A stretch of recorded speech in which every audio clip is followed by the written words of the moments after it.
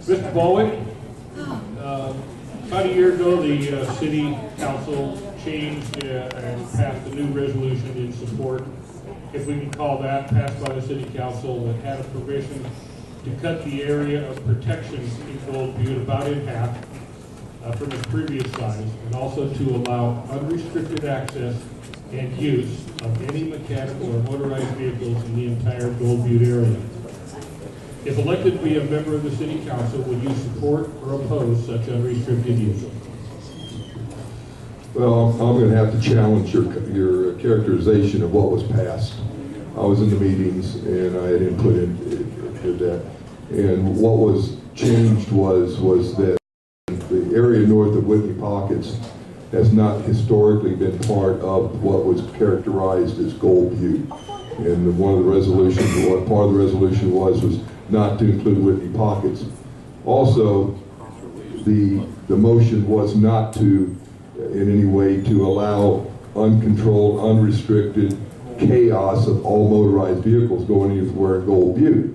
What it was that to allow motorized vehicles on open existing roads and trails and not close any more of them. So that was the proper characterization of the motion that was. There was never anything that said that that was going to be unrestricted, random, and chaos through Gold Butte where anybody could take any mechanized vehicle anywhere. And that was not the character of the motion that was made. Thank you.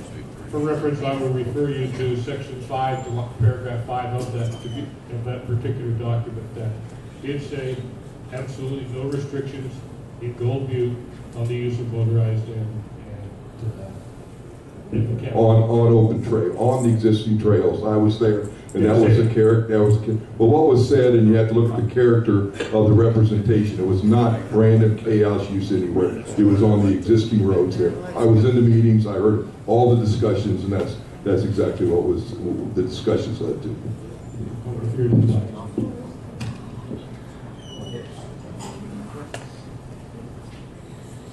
Mike, would you support or oppose raising the minimum wage in Mesquite? And why? I would definitely support raising the minimum wage. You know, if you look at the news, people now, they want $15 an hour to do McDonald's or what have you. And I think $10 an hour should definitely be the minimum wage. I mean, we know what things cost today. So yes, I would definitely support raising the minimum wage. So to have a family who can live comfortably, you know, I mean, the economic times right now, I don't know about most of these, but I know my house is underwater and it probably will never come back to what it was when I bought it. But that's how it is, and you know, we struggle. I'm on Social Security, and you know, so yeah, I understand where they're coming from. You know, to work for $7 something an hour, whatever it is now. What is the minimum wage? $8 and a quarter, whatever. Yeah, I'd like to say that at least $10. So, yes.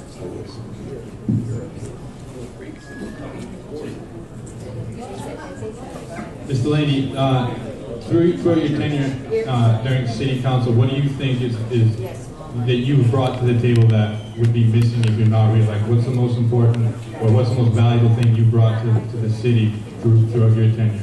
This annoying George.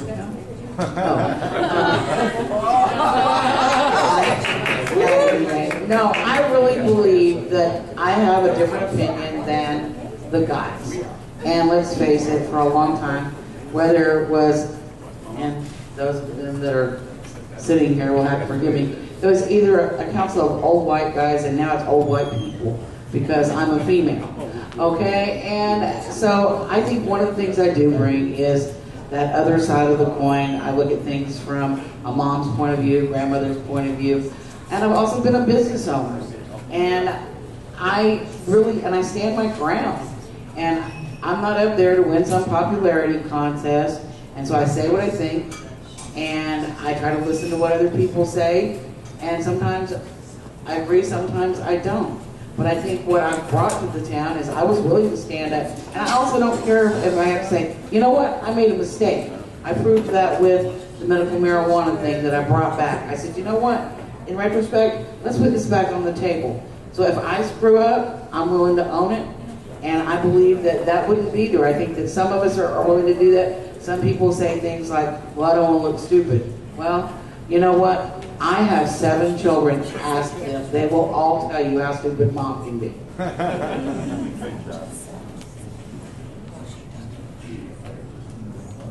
CJ, we have a city council currently with a lot of members that are real estate brokers and real estate salespeople and large private water and landowners and developers.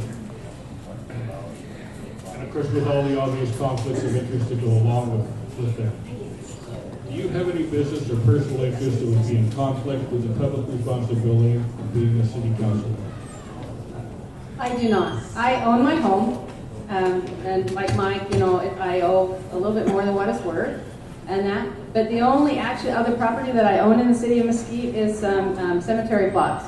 Just to let you know, the cemetery, there's not a lot left in there. So if you're looking, I know we are building a new one. But if you want trees and shade, you know, there's not many left over there. That's what I own. I am a mom. I have 2 kids who go to the schools. I have a middle schooler and I have a high schooler. I mean. That's me. I raised my kids. I retired because I needed to raise my kids by myself. I had circumstances change my life. And so that's the point. I am here because my children, I am here to show them that we need to give back to the city. And if I don't if I don't prove to them that I can't just take, I'm here to give back. And that's what I want to give to my kids, to show them. They have to give back. You can't always just take. And that's me. Cemetery plots. Yep. You're not planning on leaving these that soon, are you? No, I'm not. But you know what? When the circumstances came that I had to go and look for a cemetery plot, which, you know, it's a sad circumstances, you know, I did buy a second plot, and I was asked, are you sure you want to do this because you're mighty young? And I'm like, well, yeah, he's right here. I need to be next to him. So I'm here. I'm here until I'm gone. And after. George, what is your position on recreational marijuana? I'm the one who made the resolution to pass medical marijuana. I actually, in the resolution, I said, if the citizens of Mesquite approve it through referendum or vote, I will support it, just like I would anything, smoking, indoor smoking, anything. And I stand by that. I don't know enough about the impacts of recreational marijuana to make a qualitative judgment at this point. But if the citizens of Mesquite are for it, I'm in. And the citizens of Mesquite have an opportunity, because I think it will be on the ballot soon. And I think it's going to be a vote for the state. And we are, each one of our districts is countable. We will know where Mesquite stands at the end of that election. You don't have to do a new ballot, a new referendum. We will know. And I will accept that as a yes or a no. But I do believe that it's a citizens of Mesquite choice because it will impact Mesquite. I do know enough about Colorado. We had a cabin there and lived there periodically, and I can tell you there have been some impacts there, and I'm not saying they're all bad. Could be good. But I don't know enough about it, and I'll leave it up to the citizens to tell me how they want to do it.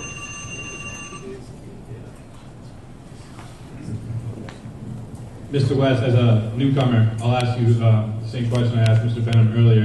Can you identify a decision that the City Council has made that you don't agree with that you would have done differently recently?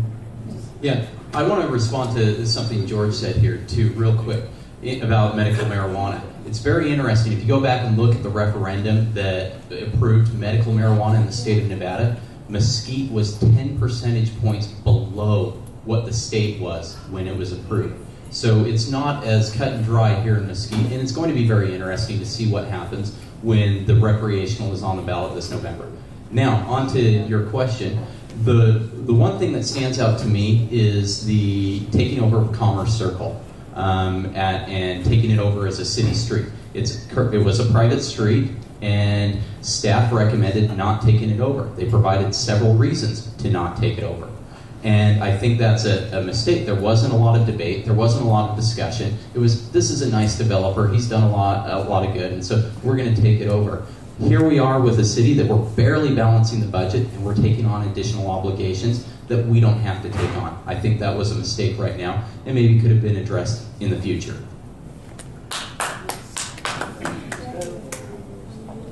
Okay, for the last question of the evening. Mr. Worsted, the golf industry is an extremely important segment of the business and tourism industry in the state, of which you're a part.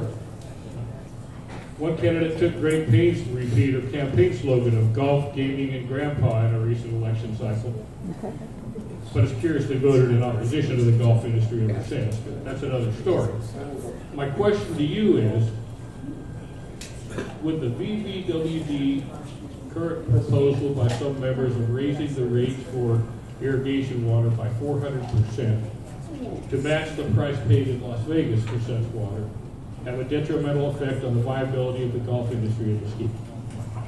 Oh, it would definitely be detrimental, and I think that water needs to be used for the best, as best it can for Mesquite, and I think that's part of what the water district is supposed to do with that.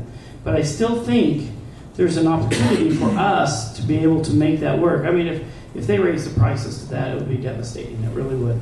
We would lose a golf course, at least one. It just can't go up to that high of a rate. I think that we can work some things out where the water district still gets the money during the winter, and that we get all of the water in the summer, and that would take care of the problem. We don't have anything to be able to store this water, but Las Vegas does, so they don't mind taking winter water as well as summer, and we can work that out. I know that there's a way that can be done.